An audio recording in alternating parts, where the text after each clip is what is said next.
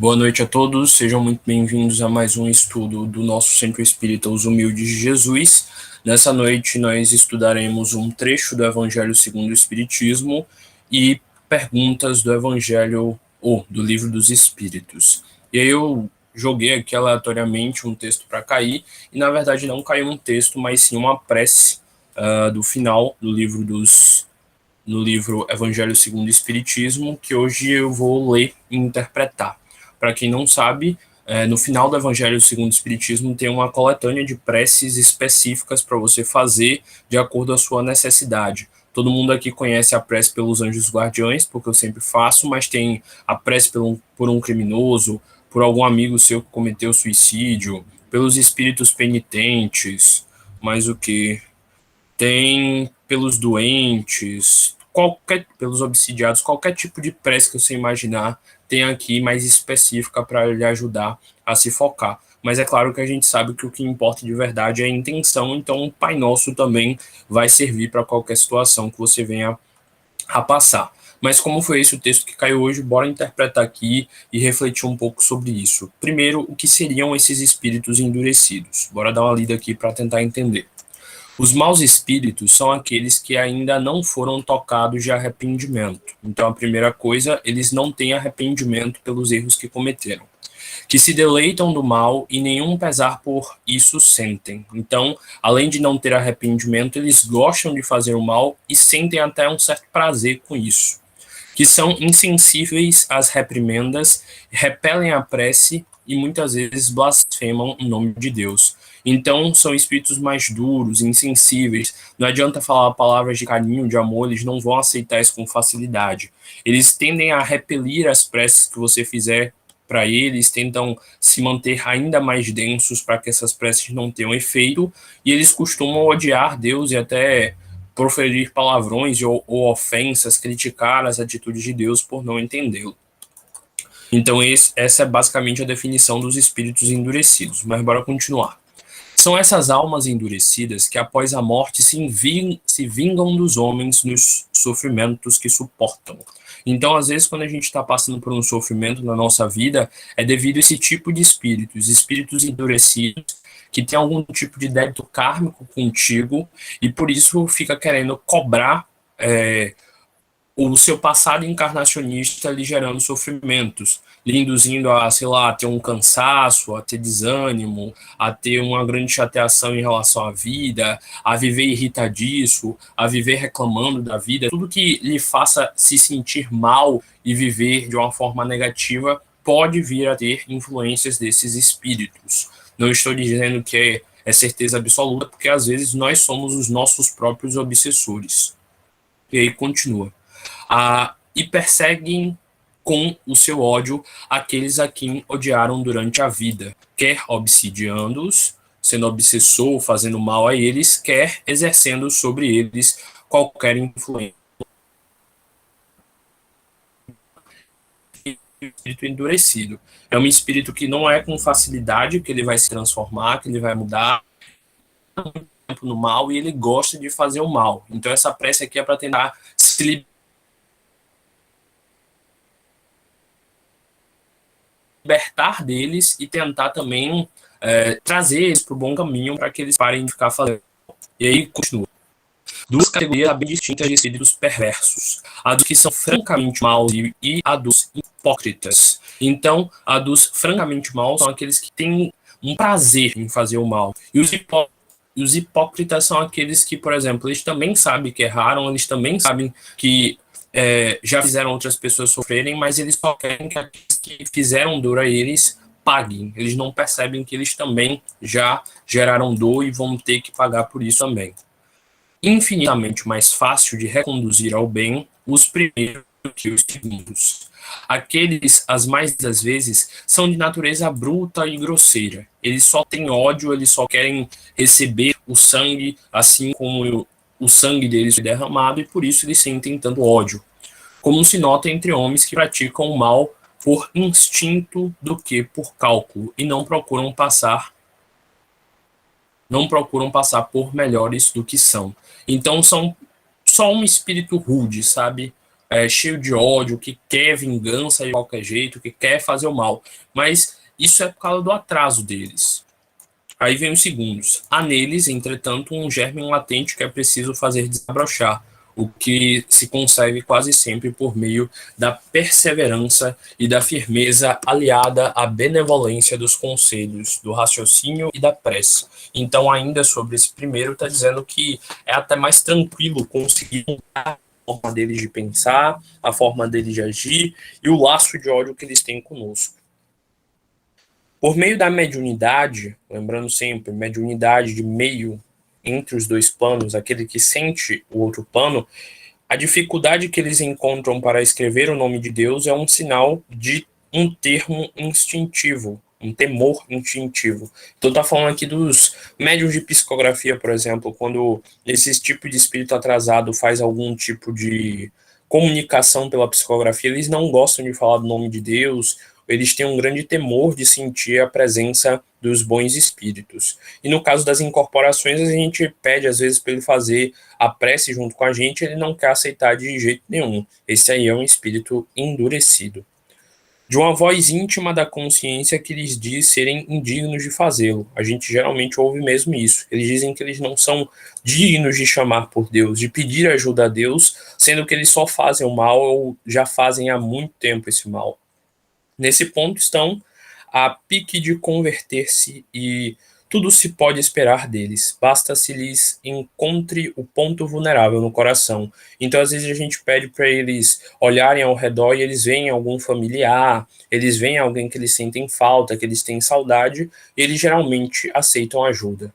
Mas pior mesmo são os hipócritas. Os espíritos hipócritas quase sempre são muito inteligentes, então é aquele espírito esperto, que sabe retrucar, que vai mexer no seu ego, vai fazer uma crítica para que você se irrite, para você se desestabilizar e gerar mais ódio, gerar mais raiva e se ligar ainda mais a ele. Mas nenhuma fibra sensível possuem no coração. Nada os toca. Simulam todos os bons sentimentos para captar confiança. Então são espíritos bem manipuladores que se fingem bons e fingem estar sentindo sentimentos, mas no final dão uma gargalhada ou algo do tipo, dizendo que não, ele não está nem aí. Ele continua.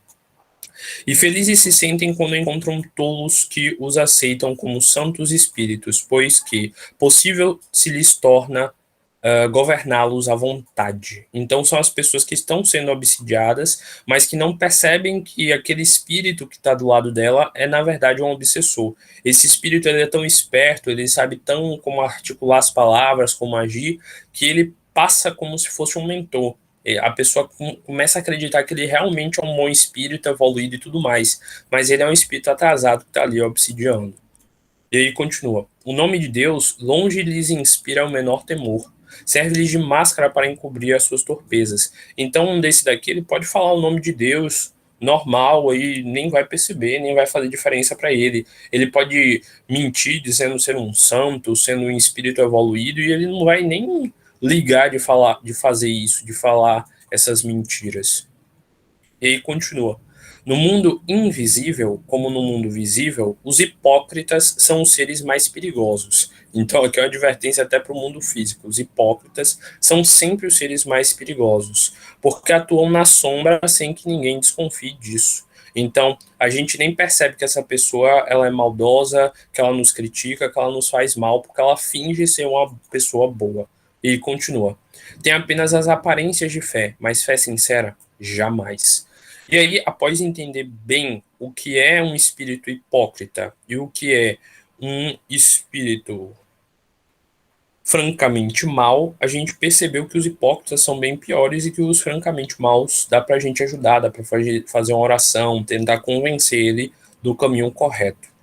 E agora vem a prece que a gente tem que fazer caso a gente sinta que a gente está sendo, sei lá, obsidiado por um espírito desse, ou que tem algum tipo de espírito desse perto de nós, ou tentando chegar perto de nós, ou influenciando alguém que é da nossa família ou algo do tipo. E essa é uma prece muito interessante, ela é muito bonita, eu já li ela várias vezes, não aqui em reuniões, mas eu espero que vocês gostem dela. Agora eu quero que Se possível, vocês se concentrem nessas palavras, se concentrem, afinal, é uma oração.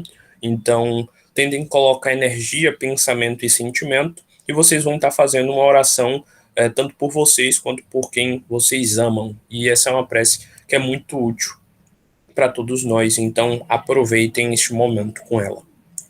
Então, eu vou iniciar, se concentre, respire fundo, feche os olhos se você quiser e bora lá. Senhor, digna-te de lançar um olhar de bondade sobre os espíritos imperfeitos, que ainda se encontram na treva da ignorância e te desconhecem, particularmente sobre, você pode dizer o nome de uma pessoa, você pode mentalizar uma pessoa. Bons espíritos, ajudai-nos a fazer-lhe compreender que, induzindo os homens ao mal, obsidiando-os e atormentando-os, ele prolonga os seus próprios sofrimentos. Fazei que o exemplo da felicidade de que gozais lhe sejam um encorajamento. Espíritos, que ainda te comprazem no mal, vem ouvir a prece que por ti fazemos. Ela te há de provar que desejamos o teu bem conquanto faças o mal. És desgraçado, pois não se pode ser feliz fazendo mal. Por que então te conservas no sofrimento que te depende evitá-lo? Olha os bons espíritos que te cercam, vê quão ditosos são, e se te não seria mais agradável fruir da mesma felicidade. Dirás-te que é impossível, porém, nada é impossível àquele que quer, porquanto Deus te deu, como a todas as criaturas, a liberdade de escolher o bem e o mal, isto é, entre a felicidade e a desgraça.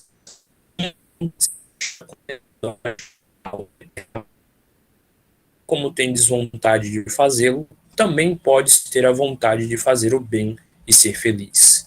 Volve para Deus o teu olhar, dirige-lhe por um instante o teu pensamento, e um raio da divina luz virá iluminar-te. Dize conosco estas simples palavras: Meu Deus, eu me arrependo. Perdoa-me. Tenta arrepender-te e fazer o bem, em vez de fazer o mal, e verás que logo a sua misericórdia descerá sobre ti, que um bem-estar indizível substituirá as angústias e as amarguras que experimentais. Desde que hajas dado um passo no bom caminho, o resto deste te parecerá fácil de percorrer. Compreenderás então quanto tempo perdeste de felicidade por culpa tua. Mas um futuro radioso e pleno de esperança se abrirá diante de ti e fará esquecer o teu miserável passado, prende de perturbações e de torturas morais, que seriam para ti o inferno se houvessem de durar eternamente. Dia virá que essas torturas serão tais que a qualquer preço quererás fazê-las cessar. Porém, quanto mais te demorares, tanto mais difícil será isso. Não creais que permanecerás sempre no estado que te achas.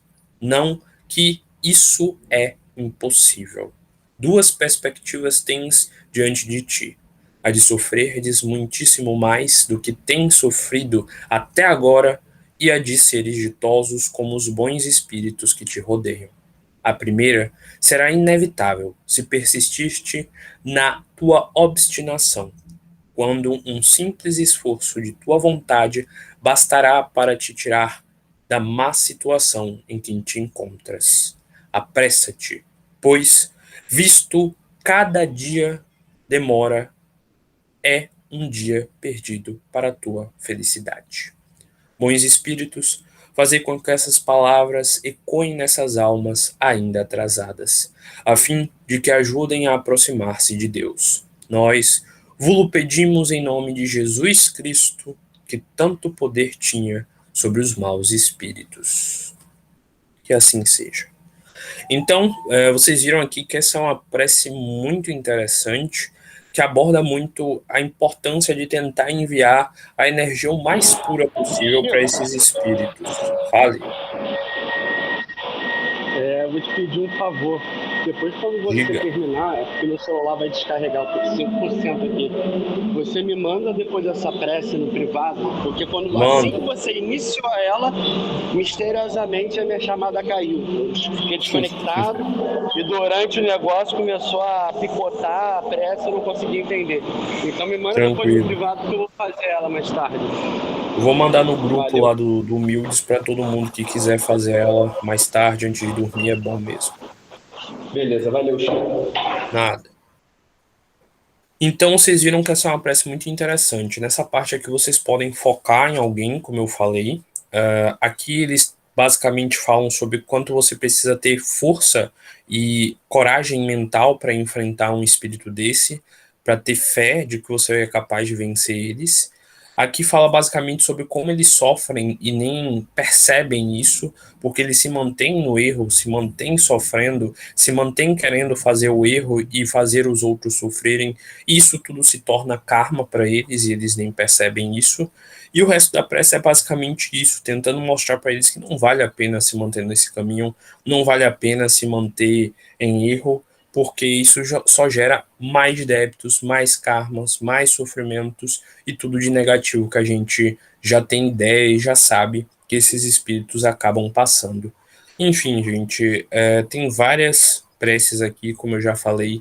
Aproveitem esse finalzinho do Evangelho segundo o Espiritismo, porque tem preces incríveis que podem lhe ser muito úteis, de verdade mesmo.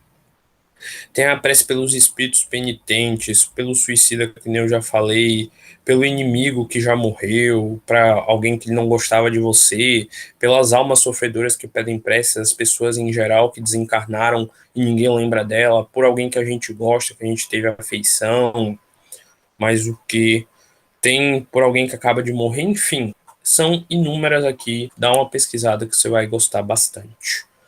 E aí agora a gente passa para o livro dos Espíritos, para a parte onde a gente parou. A gente iniciou a Lei do Progresso semana passada, na sexta-feira, e hoje a gente vai continuar na pergunta 783, para a gente entender como a marcha do progresso funciona. Como é que os espíritos induzem a nós humanos buscarmos essa evolução, esse desenvolvimento, para que a gente o plano físico. E aí a gente vai aqui agora ler e tentar entender melhor essa marcha do progresso. Segue sempre marcha progressiva e lenta o aperfeiçoamento da humanidade? Então é sempre progressivo e lento a forma que a gente vai evoluir? Resposta: há o progresso regular e lento, que resulta da força das coisas. Quando, porém, um povo não progride tão depressa quanto se devera, Deus o sujeita de tempos em tempos a um abalo físico ou moral que o transforma.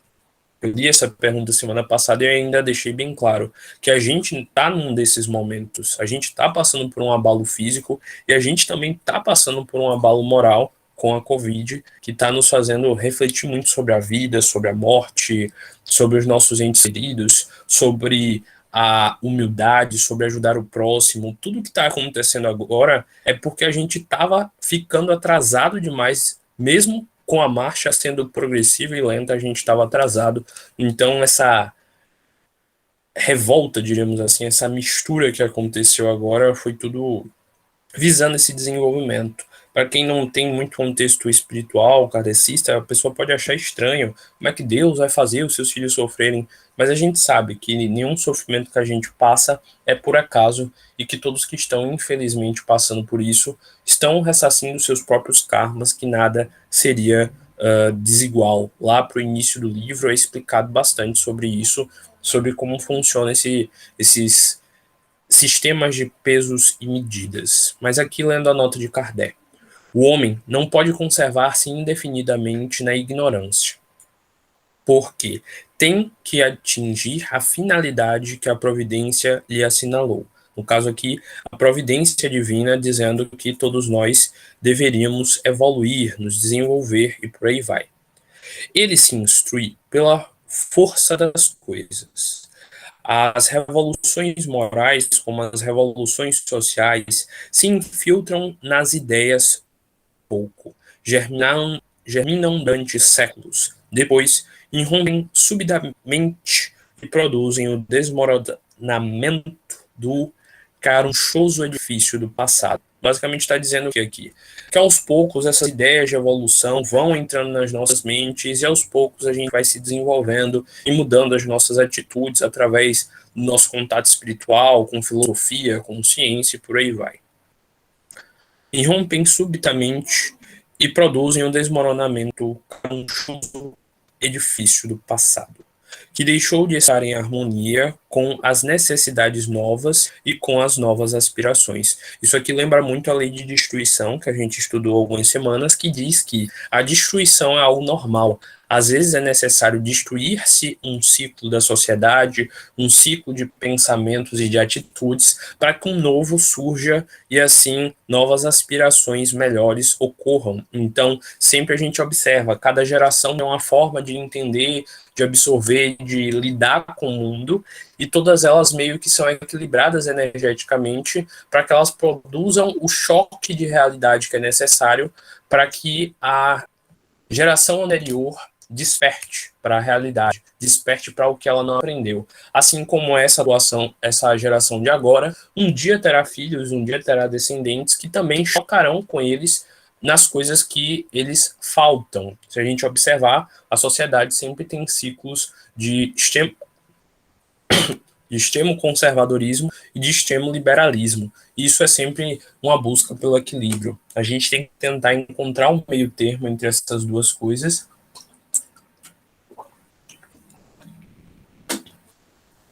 Parei para beber água que eu estava tossindo.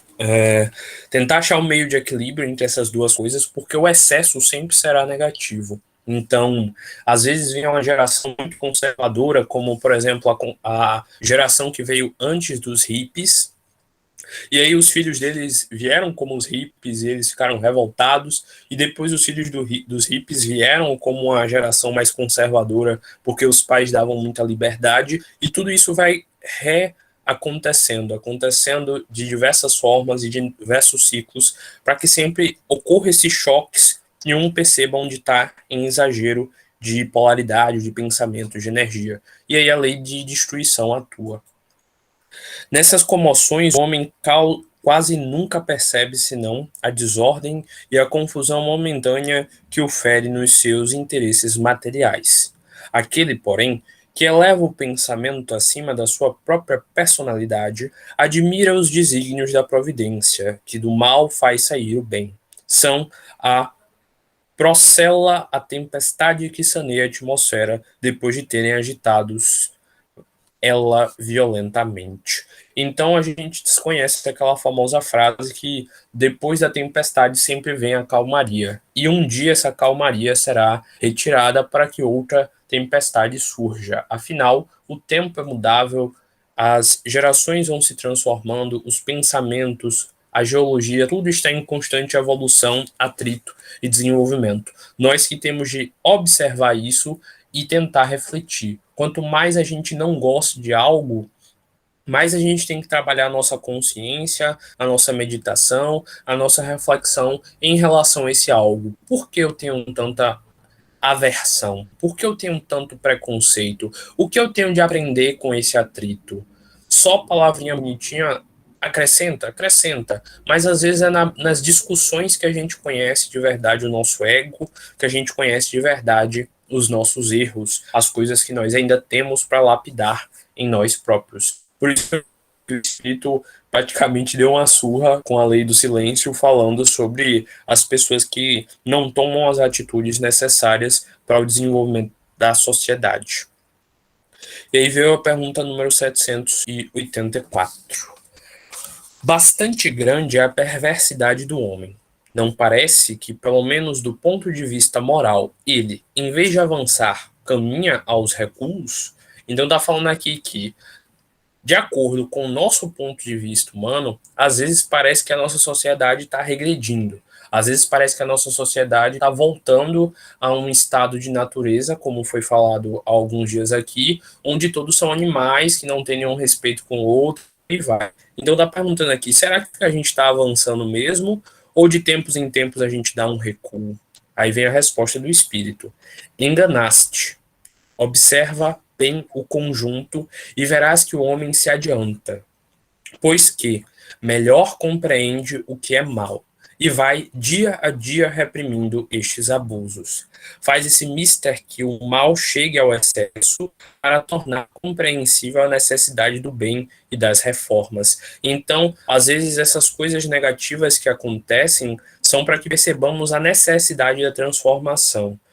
Por exemplo, a gente sabe o que está acontecendo na política mundial no momento, e a gente percebe que hoje em dia as pessoas estão tratando esse fato com muito mais horror, com muito mais vontade de intervir, com muito mais receio sobre tudo que está acontecendo. Há 20, 30 anos atrás, quando isso tudo aconteceu, ninguém nem ligava. As pessoas assistiam um jornal, olhavam assim, algumas pessoas se incomodavam, outras tanto faz. Apenas esperava a próxima matéria e pronto. Hoje em dia a gente vê que as pessoas tentam fazer o possível, o que tiver ao alcance dela para mudar isso. Tem uma parábola que eu acho muito interessante para a gente refletir sobre esse avanço da sociedade. Se eu não me engano, é também de Ramatiz. Vocês já perceberam que eu sou meio fã dele. Ele diz o seguinte, que mais ou menos lá para a Idade Média, era como se a nossa sociedade fosse iluminada por uma vela. Tudo era meio escuro, tudo era meio obscuro, pouca coisa tinha iluminação, pouca coisa a gente sabia, a gente percebia e por aí vai. Daí avançou um pouco, foi lá para a região do período colonial, etc, etc. Aí ele disse que foi começado a iluminar por uma lâmpada incandescente. Ela iluminava um pouco, mas ainda deixava as coisas meio estranhas, meio disformes, não era como um dia. E ele fala que as coisas foram mudando. Na Idade Média, era normal as pessoas matarem um ao sangue frio, etc, etc. Já no período colonial, isso foi diminuindo aos poucos. Ainda tinha escravidão e tudo mais, mas isso diminuiu. Daí ele fala que daí chegou a modernidade. Não é exatamente esses pontos da história que ele cita, mas eu estou tentando fazer abstração para vocês. Ele fala que chegou a modernidade, a Revolução Francesa para frente, o período atual onde a gente vive, etc, etc. Ele diz que era como se fosse a humanidade iluminada por uma lâmpada incandescente. As coisas estavam começando a clarear, as pessoas estavam começando a questionar a vida, começaram a questionar por que as coisas eram como eram e começaram a tolerar menos as adversidades, as coisas negativas. E ele diz que hoje em dia, com a internet e tudo mais, a gente tem uma lâmpada de LED potente que daqui a pouco vai até substituir o sol de tão forte. Por exemplo, acontece uma coisa do outro lado do país em questão de 1 minuto, se a pessoa me mandar uma mensagem, eu sei. A gente acaba tendo uma percepção um pouco distorcida da realidade e a gente não percebe que as coisas estão sim muito melhor. Há, sei lá, 120 anos atrás, se eu saísse aqui na minha cidade e fosse até a praça, eu iria poder ver uma pessoa amarrada num tronco, tomando chicoteadas e todo mundo iria achar a coisa mais normal. Eu estaria vendo pessoas sendo vendidas e compradas e todo mundo iria achar normal. Hoje em dia, não quero nem pensar no que aconteceria. Provavelmente quem estava chicoteando ia tomar uma bela de uma surra se fizesse, ousasse pensar algo do tipo. Então, o mundo está muito diferente, está muito mais evoluído. Ainda tem muita coisa a se limpar, a se mudar, tem. Mas em compensação, sei lá, 100 anos atrás, isso é muito. Enquanto que antes desses 100 anos, praticamente tudo era igual. Então, a gente está sim evoluindo muito, mas por estarmos evoluindo, hoje em dia qualquer coisa mínima nos parece um absurdo. E isso é uma maravilha, porque isso é um sinal de que a gente está evoluindo. Então, às vezes nos parece que o mundo está regredindo, mas não, ele está no ritmo dele fazendo essa transformação. Se você está vendo a realidade e você não está gostando dela, você está achando ela um horror, isso é um sinal de que você já aprendeu que isso é errado e de que está ao seu alcance, nas suas mãos, realizar essa mudança. Então a lei de progresso está acontecendo sim. Apenas, felizmente, a gente está tolerando cada vez mais, cada vez menos estes absurdos. Então, sim, o progresso está acontecendo. Cada vez mais ficamos menos intolerantes a aos erros, aos sofrimentos, às coisas. Cada vez mais lutamos pela liberdade, pelo amor que Jesus tanto pregou, pelo respeito ao próximo que Jesus tanto pregou. Infelizmente, algumas coisas negativas vão ter que acontecer para que esse contraste nos mostre do quanto nós precisamos ainda avançar. Então, como está dizendo essa frase aqui, faz esse mister que o mal chegue ao excesso. Então, é necessário que o mal chegue a uma grande quantidade, algo que nos torne, meu Deus, como é que isso está acontecendo? Para tornar compreensível, como está dizendo aqui, a necessidade do bem e das reformas. Então, esse momento de caos atual é para que nós percebamos o quanto a nossa realidade precisa mudar, o quanto a gente precisa se alinhar a Deus, a espiritualidade, a filosofia, ou seja lá, a educação, para que assim as reformas na sociedade aconteçam, para que esses absurdos deixem de existir. Lá para o final, se vocês quiserem, a gente pode debater mais sobre isso quando encerrar a gravação, porque esse tema é muito interessante. Pergunta número 785.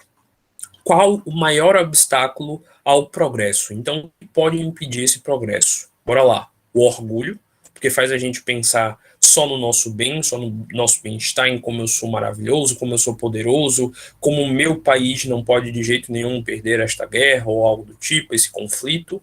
E o egoísmo, que faz você achar que você é o dono do mundo e que você pode tudo, pouco importa o seu irmão. Refiro-me ao progresso moral, porquanto o intelectual se efetua sempre. Então a gente está vendo que a ciência o tempo inteiro está se desenvolvendo, mas o fato da ciência se desenvolver não implica que as pessoas estejam se desenvolvendo moralmente. À primeira vista, parece mesmo que o progresso intelectual reduplica a atividade daqueles vícios, desenvolvendo a ambição e o gosto das riquezas que, a seu turno, incitam o homem a empreender pesquisas que se lhes esclareçam o espírito. Então, o tempo inteiro a gente está avançando e cada vez mais os cientistas estão chegando perto de um limiar onde eles percebem que, poxa, isso daqui é complexo demais, isso aqui beira a passar a ciência, isso daqui tem um toque de divino. Cada vez mais a gente vê o pessoal da física, por exemplo, e de outras áreas, falarem sobre como alguns efeitos energéticos ocorrem de uma forma estranha que eles não sabem explicar. Isso físicos sérios, super céticos às vezes até. Então a gente está vendo que está avançando sim, mas é algo gradual. A gente quer que tudo se transforme instantaneamente, mas infelizmente não é assim. Assim é que tudo se prende no mundo moral como no mundo físico, e que do próprio mal pode nascer o bem. Curta, porém, é a duração desse estado de coisas que mudará a proporção que o homem compreender melhor que, além da que o gozo dos bens terrenos proporciona, uma felicidade existe maior e infinitamente mais duradoura. Então, quando a gente começar a perceber que existe o plano espiritual, que existe algo além disso aqui, e que a gente está trabalhando aqui para nos limpar dos erros, das coisas que estão sujando a nossa túnica nupcial, o nosso espírito, a gente vai perceber que se dedicar ao mundo espiritual é muito mais útil e proveitoso do que apenas ficar aproveitando os bens terrenos. Eu dei esse ênfase no apenas porque aproveitar os gozos dos bens terrenos não é errado. O errado é o excesso, que nem eu sempre digo. O errado não é comer uma fatia de pizza, é querer comer 3 pizzas de uma vez só e ficar depois passando mal sem conseguir comer mais nada. Então, o excesso é onde reside o problema, não aproveitar.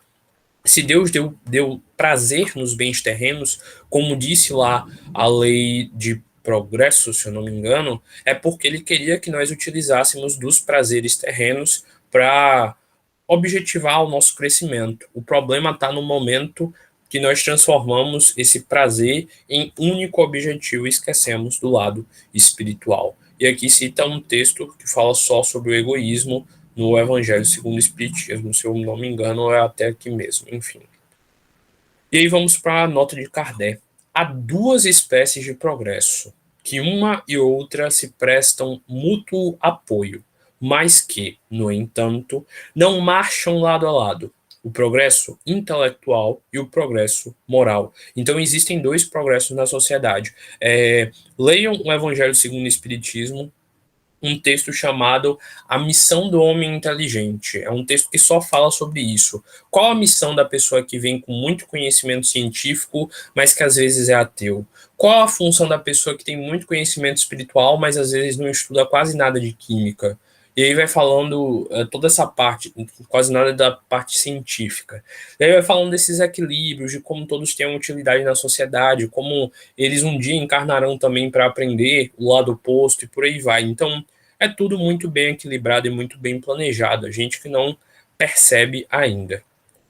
Eu não faço ideia de onde eu parei, então vou voltar aqui. Entre os povos civilizados, o primeiro tem recebido no decorrer dos séculos todos os incentivos. Por isso mesmo que atingiu um grau que ainda não chegará antes da época atual. Muita falta para que o segundo se ache no mesmo nível. Entretanto, quando comparando-se os costumes sociais de hoje com os de alguns séculos atrás, só um cego negaria o progresso realizado. Então, mais uma vez aqui, os espíritos dizendo o que eu tinha feito naquela paráfrase. Depois procurem, eu vou tentar achar o texto todinho para mandar para vocês. É um texto muito interessante, ele é bem mais profundo do que eu falei. Mas aqui está dizendo, ó, só um cego negaria o progresso realizado. Hoje em dia a gente consegue muito mais facilmente notar os erros, criticar eles, cobrar quem está errando. Hoje em dia a gente consegue muito mais cobrar os políticos, cobrar as pessoas que estão fazendo erro, muito mais fácil a gente ter acesso à informação. Então, sim, gente, o mundo está mudando e melhorando aos poucos, a gente que não está percebendo essa gradualidade. Ora, sendo assim, por que haveria essa marcha ascendente de parar com relação de preferência ao moral do que com a relação intelectual? Então, por que tem uma marcha intelectual? Por que tem uma marcha moral? Porque alguns se desenvolvem moralmente em importar-se com o outro, em ter empatia, e outros se desenvolvem no sentido de sentir ou de intelectualizar-se para transformar a sociedade. Porque será impossível que entre o século XIX e o século XXIV haja a este respeito, isso é 24, né? É, 24. A esse respeito, tanta diferença quanto entre o século XIV e o século XXI. Duvidar fora pretender que a humanidade está no seu apogeu, momento mais alto, de mais importância, da perfeição, o que seria absurdo, o que ela não é, ou ela não é perfectível, perfeita, moralmente, o que a experiência desmente. Então está dizendo aqui que a gente ainda não está no nosso avanço, nós ainda não somos perfeitos, e as pessoas às vezes querem que a humanidade seja perfeita como eles já idealizam. Em algum momento, com a marcha lenta e gradual do progresso, a sociedade sim será perfeita. Mas essas nuances, essa tempestade é necessária para que depois venha e apareça e se transforme e reine a calmaria. E aí a gente passa agora para a parte dos povos degenerados, esses povos que estão mais atrasados, que ainda estão em conflitos, que ainda não entraram em paz, que ainda estão em meios muito complicados. Bora tentar entender porque esses povos degenerados ainda existem e se eles atrapalham de alguma forma o progresso. E aí vem a pergunta número 786. Mostra-nos a história que muitos povos, depois de abalos que os revolveram profundamente, recaíram na barbárie. Onde, neste caso, está o progresso? Então, houve um conflito militar, houve alguma coisa, e depois isso acabou gerando uma volta para costumes tribais, para morte, para falta de direitos humanos e por aí vai. Onde é que está o progresso nisso? Resposta. Muito curioso estar caindo nessas questões hoje. Quando tua casa ameaça a ruína, mandas demoli-la e constrói outra mais sólida e mais cômoda. Mas, enquanto essa não está pronta, há perturbações e confusões na tua morada. Então, o Espírito deu uma paráfrase aqui bem interessante. Ele deu a seguinte analogia. Se estava tudo perdido, era melhor destruir e recomeçar do zero. Mas, enquanto está recomeçando do zero, vai continuar em caos, afinal, a casa ainda não está pronta. Então, entendam o que está acontecendo como isso, como esse momento de reconstrução. Talvez agora o mundo não seja mais tão besta ou bobo de não interferir nas situações e de não fazer a justiça acontecer. Mas isso tudo, só ele, o grandioso, saberá como será feito. Aí vem Kardec.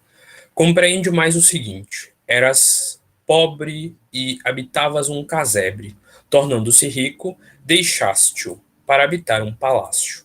Então, um pobre diabo, como eras antes, vem tomar o lugar que ocupavas, e fica muito contente porque estava sem ter onde se abrigar. Pois bem, aprende que os espíritos que encarnados constituem o povo degenerado não são os que o constituíram ao tempo do seu esplendor. Não são os que constituirão ao tempo do esplendor.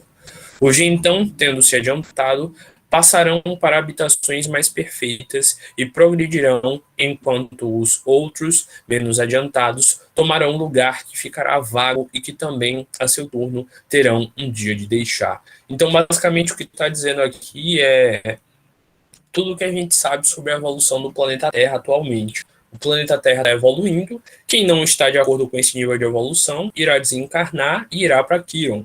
Quem tiver muito evoluído para se manter aqui, vai desencarnar e vai para um mundo mais evoluído, como a Capela, como Alcíone, Aldebaran, qualquer estrela, sei lá, onde a pessoa dê vontade de dar uma passeada. Então, essa geração atual de conflitos, de guerras, de confusões que só geram dor, em algum momento vão desencarnar. E provavelmente os filhos deles, os descendentes que já estão cansados disso, irão reinar. E eu tenho certeza de querer evitar a todo custo qualquer tipo outro de guerra. Então, este é um momento de reconstrução, este é um momento de caos, para que algum dia volte a se ter a ordem. Então, está tudo em perfeito equilíbrio, está tudo acontecendo segundo a vontade do Criador. Só que nós, como seres humanos, que observamos a realidade do micro e não do macro, muitas das vezes não vamos conseguir entender isso. Deus tem uma visão sobre a Terra total, sobre o planeta inteiro. Na verdade, ele tem uma visão sobre o macro, o universo inteiro.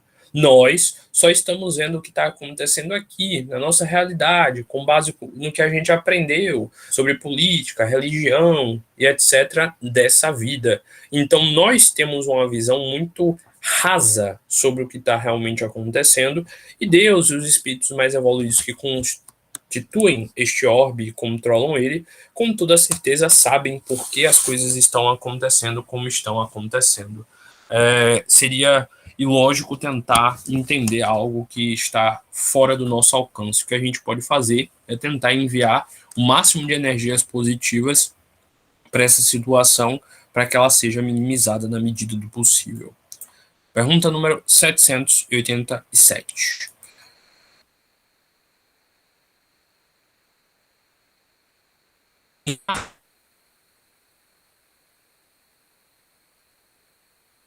Raças rebeldes por sua natureza ao progresso, então não existe seres,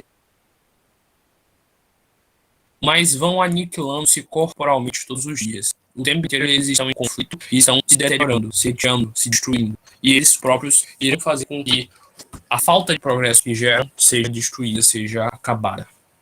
Aí vem a letra A. Qual será a sorte futura das almas que animam essas raças? Resposta: chegarão, como todas as demais, à perfeição, passando por outras existências. Deus ninguém deserda. Então, eles vão sim para Quiron, então eles vão sim passar por sofrimentos lá, mas aos poucos eles vão evoluir e se desenvolver, assim como nós sofremos muito quando saímos de Capela e viemos para cá, para o planeta Terra. Sofremos muito, nos desenvolvemos, nos transformamos, e agora, quem sabe, quem estava um pouquinho mais evoluído está saindo daqui, e quem está um pouquinho atrasado vai, mais uma vez, sair daqui para outro mundo em desenvolvimento, outro mundo primitivo, como a Terra era primitivo quando nos recebeu. E aí vem a letra B. Assim, pode dar-se que o homem mais civilizado tenha sido selvagem e antropófago em outros momentos. Antropófago é comer carne humana. Resposta: tu mesmo o foste, mais de uma vez, antes de seres o que és. Então, todos nós, sim, já fomos selvagens algum dia, já estivemos em muito atraso, já estivemos em cometer barbáries, e mudamos, e nos transformamos, e reencarnamos, e hoje queremos aprender, estudar kardecismo, e não fazer de jeito nenhum qualquer coisa negativa, porque a gente sabe que gera karma. Se a gente aprendeu, esses outros irmãos também podem. Então, calma, é questão de tempo. Tempo é a unidade de medida que rege a nossa dimensão, que nos ensina e que nos faz evoluir. Então, calma, está tudo acontecendo segundo a vontade do Criador. Pergunta número 788.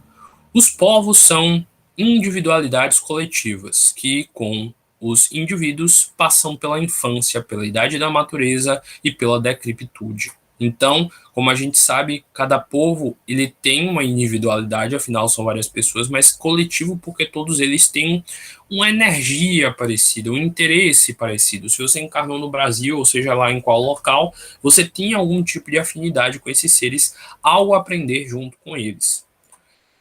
Esta verdade que a história comprova não será de molde a fazer supor que os povos mais adiantados deste século terão seu declínio e sua extinção como os da antiga. É isso também, quantas vezes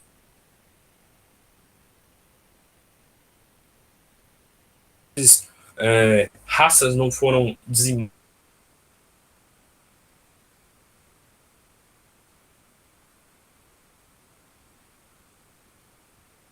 boas, quando vimos neste momento, fez realidade, renovou a nossa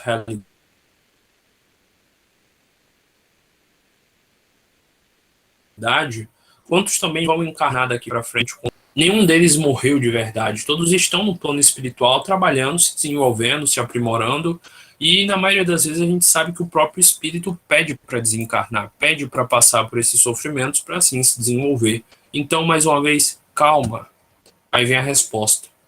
Os povos que apenas vivem a vida do corpo, aqueles cuja grandeza unicamente assenta na força e na extensão territorial, nascem, crescem e morrem, porque a força de um povo se exaure, se acaba, como a de um homem. Aqueles cujas leis egoísticas obstam ao progresso das luzes e da caridade, morrem porquanto se mata as trevas. Então, observe isso aqui, a beleza que isso aqui teve, que a gente não pode deixar passar.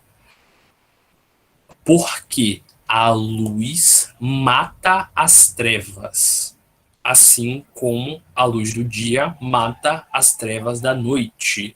Então, o amor, a humildade, a empatia é uma luz. Quando essa luz nos queima por nós estarmos no erro, no ego, no ódio, na raiva, Deus está sendo negativo? Deus está torturando os homens? Deus está sendo rancoroso? Ou nós, por estarmos na treva, que fizemos sermos capazes de sermos queimados pela luz?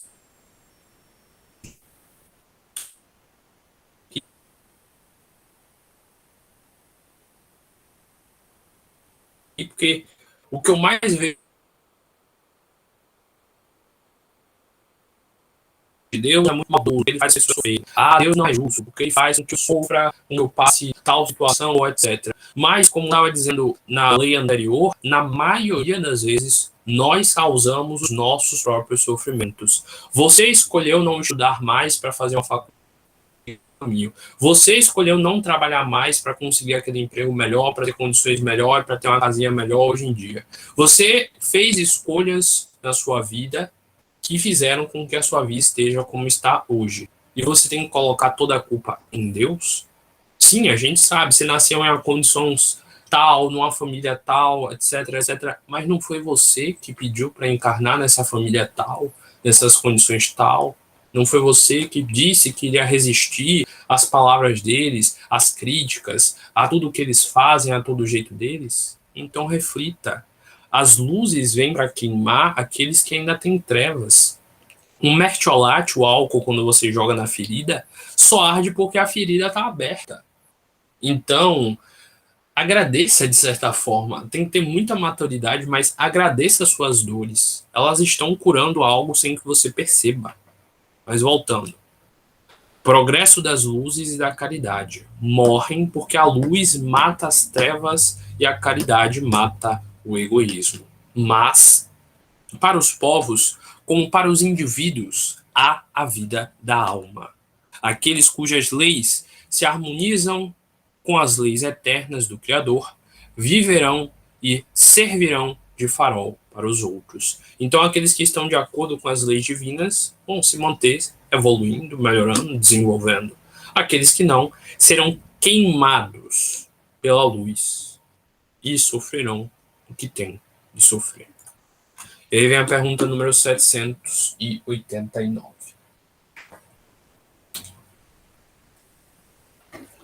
O progresso fará que todos os povos da Terra se achem um dia reunidos, formando uma só nação. Então, um dia as pessoas vão estar tão evoluídas, tão amorosas, tão empáticas, entendendo e percebendo que todos nós somos irmãos em Cristo, em Deus, fazendo com que exista apenas uma nação no mundo inteiro? Resposta: uma nação única? Não.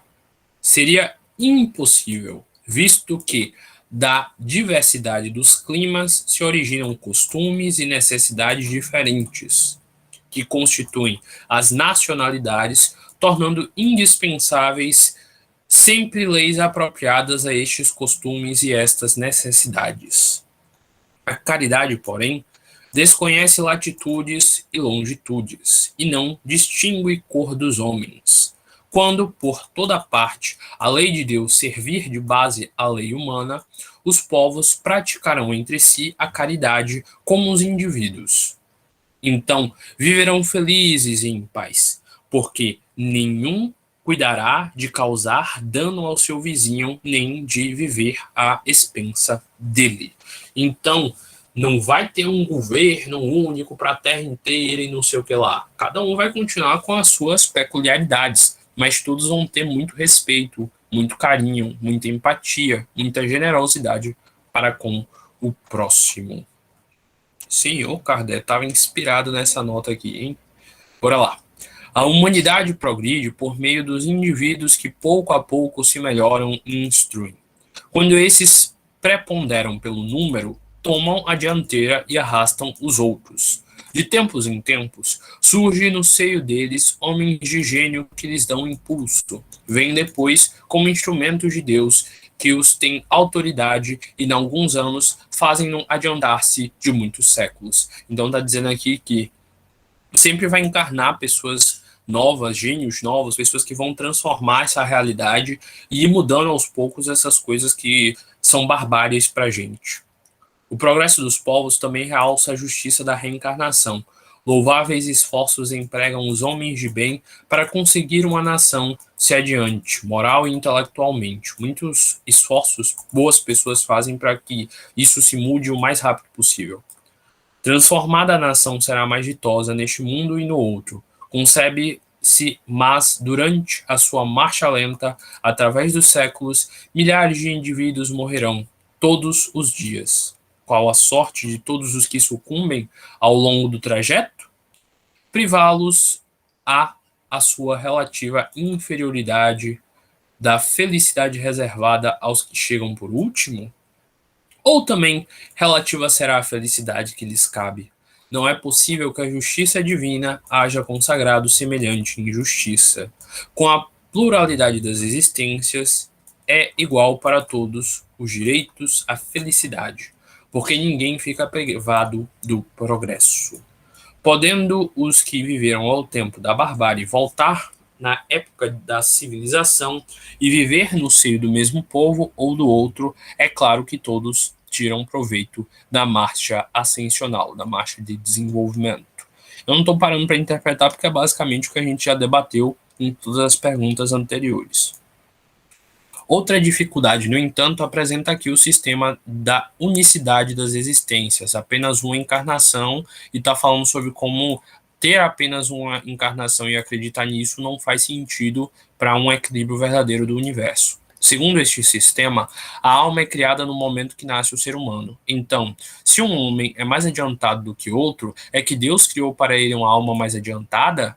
Então, tem uma pessoa que é mais esperta, que é mais inteligente, que tem mais empatia, que tem mais amor. Simplesmente Deus fez ela com mais esperteza para ela sofrer menos, porque para ele esse daí era um favorito? Não, não faz sentido. Por que favor? Por que este favor? Que merecimento tem um homem que não viveu mais do que outro, que talvez haja vivido menos, para ser dotado de uma alma superior? Esta, porém, não é a dificuldade principal. Uma nação passa em 1000 anos da barbárie à civilização. Se os homens viessem em um milênio conceber-se-ia que, nesse período milenar, tivesse tempo de progredir. Então está dizendo aqui, como assim isso aconteceria sem ter uma lógica de desenvolvimento? Do nada iriam encarnar num momento mais evoluídos e todo aquele momento de dor e de sofrimento ia valer de nada? Diariamente, porém, morrem criaturas em todas as idades, incessantemente. Se renova na face da Terra o planeta, de tal sorte que todos os dias aparece uma multidão delas e outras desaparecem. Ao cabo de 1000 anos, já não há naquela nação vestígios de antigos habitantes. Contudo, de bárbara que era, ela se tornou policiada. Que foi o que progrediu? Foram os indivíduos, outrora bárbaros? Mas esses morreram há muito tempo. Teriam sido os recém-chegados? Mas se suas almas foram criadas no momento em que se nasceram, essas almas não existiam na época da barbárie? E forçoso será então admitir-se que os esforços dependem para civilizar um povo tem o poder não de melhorar as almas imperfeitas, porém a de fazer com que Deus crie almas mais perfeitas. Como falta só um pouquinho, eu vou terminar apesar do horário. Comparemos essa teoria do progresso com a que os espíritos apresentaram. As almas vindas no tempo da civilização tiveram a sua infância como todas as outras, mas já tinham vivido antes e vêm adiantadas por efeito do progresso realizado anteriormente. Vêm atraídas por um meio que lhes é simpático e que se acha em relação com o estado em que atualmente se encontram. De sorte que os cuidados dispensados à civilização de um povo não têm como consequência fazer que, de futuro, se crie almas mais perfeitas. Então está falando aqui que não teria lógica apenas ter iniciado a vida da alma com uma só encarnação, porque isso não iria dar tempo suficiente para essa alma se desenvolver, encarnando de diversas formas, de diversos contextos, e assim se depurar.